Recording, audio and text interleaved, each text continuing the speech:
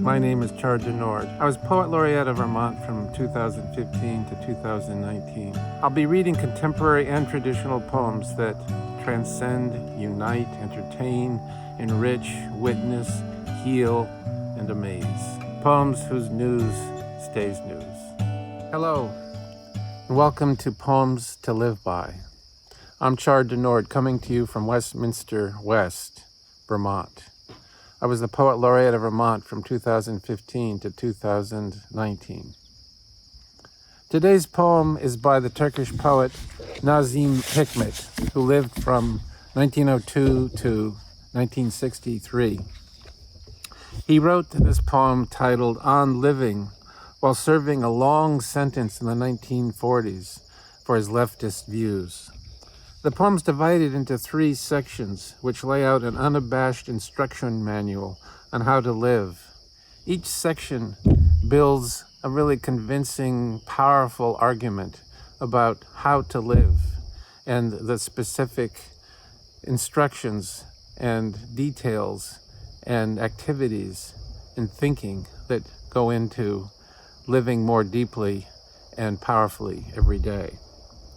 Hikmet's clear language embraces the importance of the idea of seriousness specifically.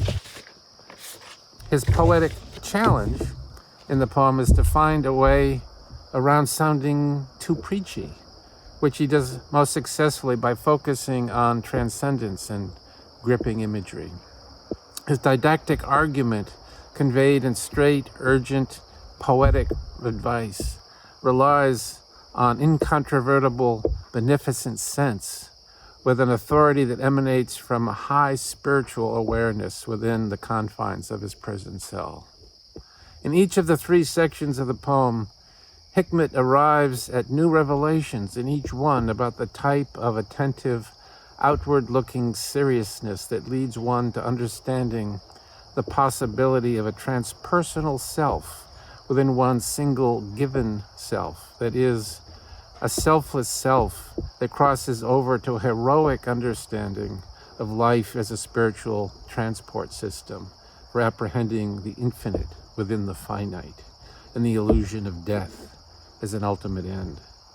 Hikmet's catechism of seriousness centers on a discipline of close attention that leads in turn to a sacred apprehension of human transcendence.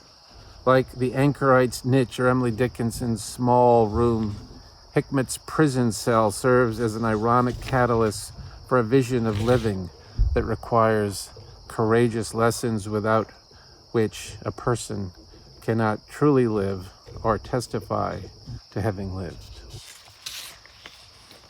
On living. 1.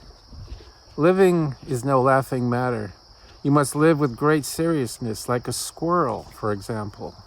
I mean, without looking for something beyond and above living. I mean, living must be your whole occupation. Living is no laughing matter. You must take it seriously.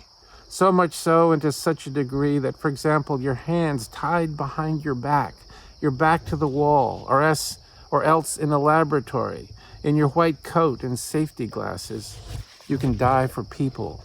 Even for people whose faces you've never seen, even though you know living is the most real and most beautiful thing.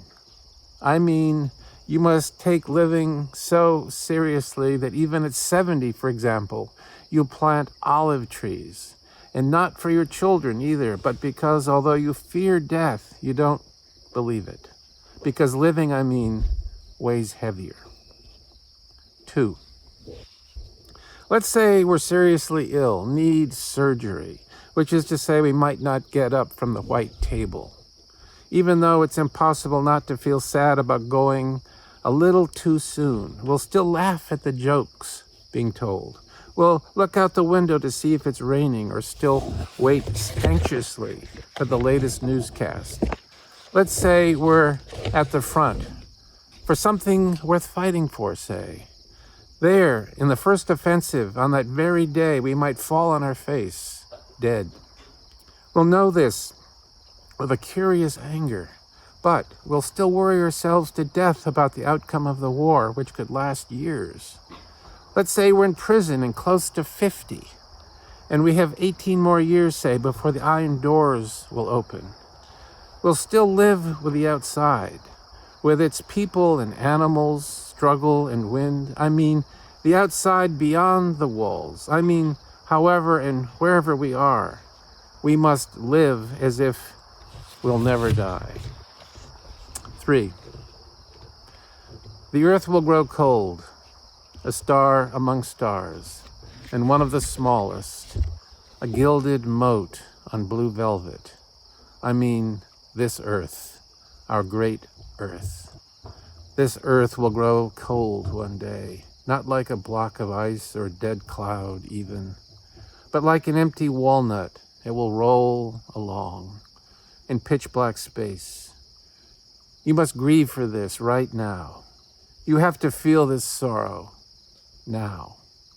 For the world must be loved this much if you're going to say, I lived. On Living by Nazim Hikmet.